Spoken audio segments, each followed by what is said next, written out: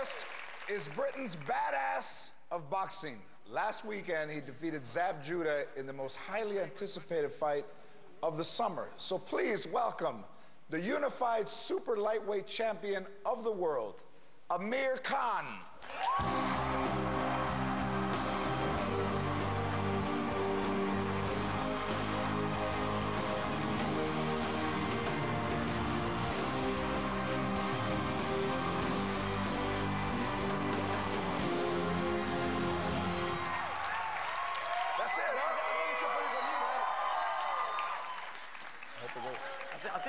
I think it suits you better than me. Hello. There you go.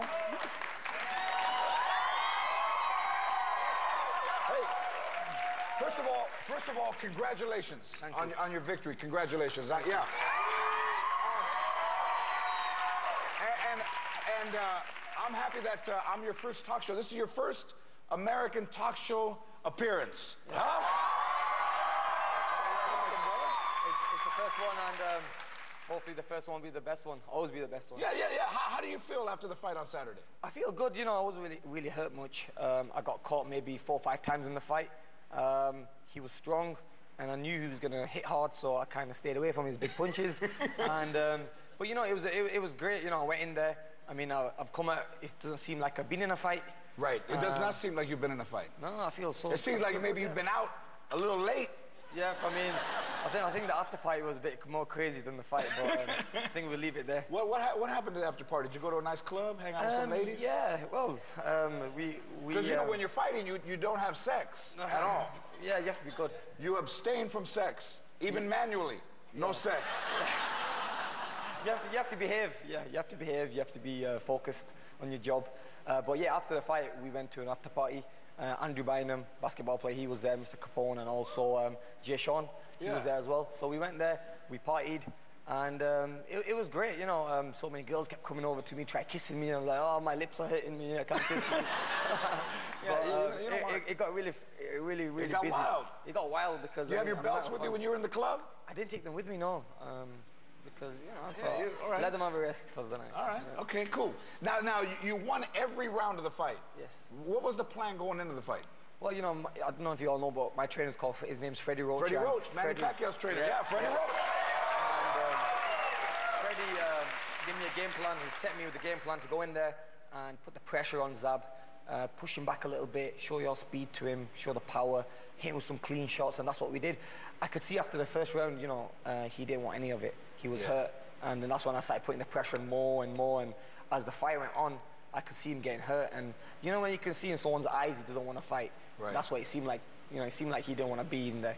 And so when I hit him with that body shot in the 5th round, I mean, it was like... That was it, you laid him out. Now check, there's a little bit of controversy, so let's take a look. You can talk over the tape. Here's what happened on Saturday night. There's a little bit of controversy, Amir. Now, this is the punch that does it, right? That was a good shot, and he went down, and then, you know, he was open for that body shot. You could see how wide his arms were, so right in the middle. But then a lot of people said the punch was below the belt. I mean, that was waistline, but I really think his belt was low. I mean, too high. Too high. And if he really thinks that was a low blow, man, he must have high balls. You get me? I mean,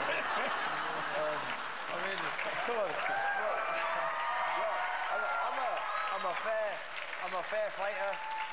I never cheat, and I saw the opening, and that's what I thought. And you wore him down. Yep. I wore him down, and he didn't want any of it. Yeah. How is Zab compared to some of the past opponents that you've had? You know, I've fought a lot of great fighters, and I always respect my opponents. Zab's a great fighter. He's like 5-time world champion. I've also fought Marco Antonio Barrera, a Mexican as well. Yes. Another great fighter, great Mexican legend. I beat him. Now, wait a minute. No, he beat him. Hey, Marco Antonio Barrera is unbelievable. Now you like fighting Mexicans. You know what? I train with a lot of Mexicans, and I've fought a few. And I mean, you know, it might sound a bit weird, because if I like fighting Mexicans, you might say you like beating Mexicans up, but it's not like that. I mean, I like Mexicans, but I fought maybe 1 or 2. Sorry, man. No, it's all right. No, but I don't like fighting Mexicans. I fight whoever's out there. They fight tough, though. They're tough. You don't see that look in their eye that they don't want to fight. Man, Mexicans are tough. Yeah. But you know, they have the you know, they love to get into a war and fight. I mean, they never take a step back. I mean, there's so many great fighters out there like Oscar. By the way, Oscar told me he tweeted me just a minute ago and he said, make sure you tell George, call you a Yeah. That means good friend. That means good friend. Oh, yeah, is that what it means? So, I mean, I don't know. Oscar's a great fighter. Also, sometimes Latino fighters, if you beat them, they'll follow you home in the car and try to fight you in your driveway. Hey, fool, it ain't over yet. Well, you know, that's not happened yet, so. So Amir, you're a flashy fighter, right? Yeah.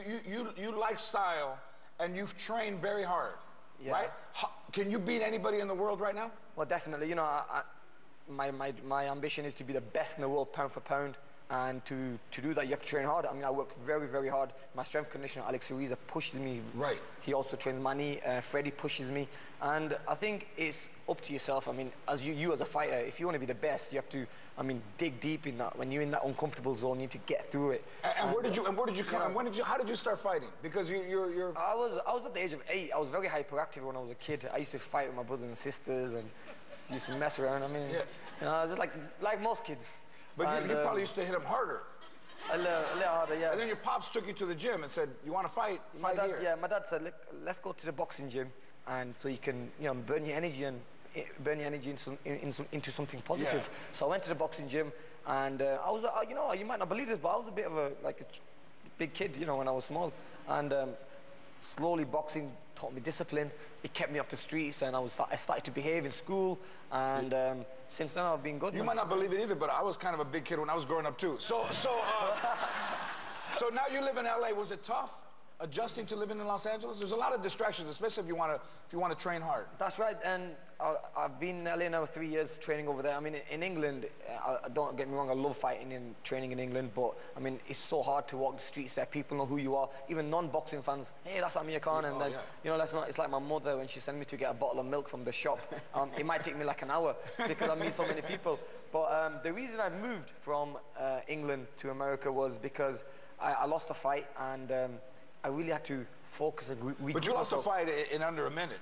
That's right, yeah. You got knocked out in 57 seconds. I mean, it was like a flash bang. Yeah. And it happened so quick, and I think that's the best thing that ever happened to me because, I mean, everything was going so well, and you never look at your bad points. And when that happened, I kind of realized, look, this sport's dangerous, and you have to be focused. And that's the reason I kind of sacrificed everything now. Yeah. I'm in LA, training with Freddie Roach, and since I've been with Freddie, you know, I'm climbing the pound for pound rankings. Oh yeah, you look great. No, you look great. And where did you end up living? Did you get a house or did you get an apartment? I've got an apartment in Hollywood. I mean, it's not the best place to have an apartment when you're in a training camp because all the parties, and I mean, I'm looking out the window and I'm in training camp thinking, oh man, I want to be partying. But, who lives in? You got a party building? Yeah, who lives in your building? Well, Snoop Dogg lives in the same building. Wait a minute, Snoop lives in an apartment? Snoop's always at the building. I always walk past him. I met him once in the parking lot. They were shooting a music video. I mean, in the parking lot. As well. I was like, all right. So I met over, spoke to him. I introduced myself. I'm a world champion, and he's like, hey man, I'm Snoop Dogg, and I was like, yo. And then, but you know what? Every time you walk past his room, you can smell he's having fun. I'm telling you. I mean, Snoop is a great guy. I mean, I'm a big fan. But yeah, you know. But when you're trying to train, you don't want that stuff in the air because you could get tested. Yeah, I get drug tested. Us fighters get drug tested every time. I mean, we are clean fighters, and I think that's the good thing about boxing. We are all drug tested, and we are 100% clean. Yeah. And I think that's the good thing about the sport. But Snoop, you got to be careful because Snoop got some stuff that goes through the wall. Yeah. He'll get you. Be careful. That packs a punch. He was here. We're all knocked out. I think I'm gonna have to change my floor. I'm gonna have to change floors. Have to go to different floors. Congratulations on your victory. Appreciate all right. Thank you. Welcome to America, Amir. You're great. Amir Khan, the unified super lightweight champion of the world. The Brothers of Brown perform next.